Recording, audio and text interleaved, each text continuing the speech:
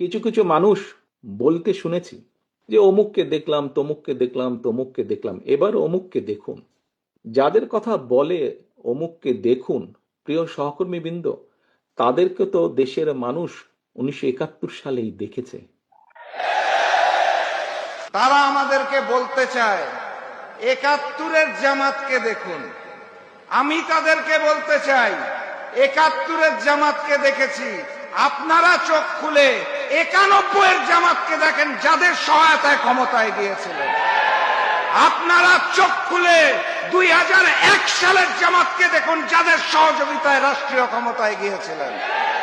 আপনারা চোখ খুলে সেই মজলুম জামাতকে দেখুন, যারা ফ্যাসিস্ট হাসিনার আমলে বুক পেতে দিয়েছিল রক্ত দেওয়ার জন্য নতুন বাংলাদেশের জন্য।